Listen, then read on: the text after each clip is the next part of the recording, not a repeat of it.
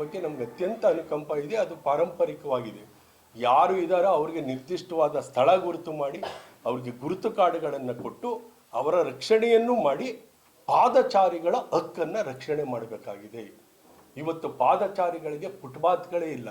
ಅವತ್ತು ಮಾರಾದರು 60-70 ಅಡಿಗಳಷ್ಟು ಇವತ್ತು ಫುಟ್ಪಾತ್ ಪಾದಚಾರಿಗಳಿಗೆ ರಸ್ತೆ ನಿರ್ಮಾಣ ಮಾಡೋರು.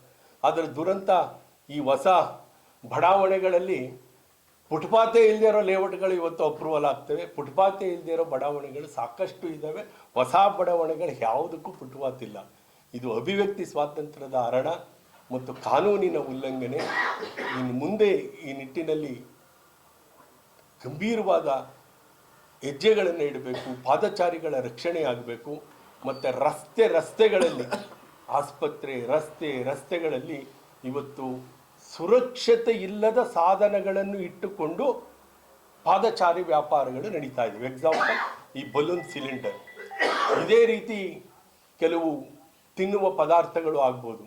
ಸುರಕ್ಷತೆ ಇವತ್ತು ಇತ್ತೀಚೆಗೆ ಒಂದು ಮಗು ಮೇಲೆ ಕಾದು ಎಣ್ಣೆ ಚೆಲ್ಲಿ ಅಪಾಯ ಆದದನ್ನು ಕೂಡ ನಾವು ನೋಡಿದ್ದೀವಿ. ಈ ದೃಷ್ಟಿಯಲ್ಲಿ ಜನರ ದೃಷ್ಟಿಯಿಂದ ಫುಟ್ಪಾತ್ ವ್ಯಾಪಾರದ ಬಗ್ಗೆ ಒಂದು ನೀತಿಯನ್ನು ರೂಪಿಸಲಿ ಸರ್ಕಾರದ ನಿಯಮಾವಳಿ ಪ್ರಕಾರ. ಅದೇ ರೀತಿ ಪಾದಚಾರಿಗಳ ರಕ್ಷಣೆಗೆ, ಪಾದಚಾರಿಗಳ ಸುಲಲಿತವಾದ ಸಂಚಾರಕ್ಕೆ ಇವತ್ತು ಮುಕ್ತವಾದ ಅವಕಾಶ ಕೊಡಲಿ. ಸಯ್ಯಾಜಿರಾವ್ ರಸ್ತೆ ನೋಡೋಕ್ಕೆ ಆಗಲ್ಲ, ಬಹಳ ಕಷ್ಟ, ನೋಡೋಕ್ಕೆ ಆಗಲ್ಲ. ಆ ಮಟ್ಟಕ್ಕೆ ಇವತ್ತು ಸಯ್ಯಾಜಿರಾವ್ ರಸ್ತೆ ಗಬ್ಬೆದ್ದೋಗಿದೆ. ಏನು ಮಾಡ್ತಾ ಇದೆ ಸರ್ಕಾರ? ಇದನ್ನು ಪರಂಪರೆ ನಗರ ಮಾಡಕ್ಕೆ ಕೊಟ್ಟಿದೆಯೋ, ಮೈಸೂರಿನ ಸ್ಲಮ್ ನಗರ ಮಾಡಕ್ಕೆ ಕೊಟ್ಟಿದೆಯೋ ಅಂತ ಪ್ರಶ್ನೆ ಮಾಡಬೇಕಾಗ್ತದೆ. ಯಾವ ರಸ್ತೆಯಲ್ಲಿ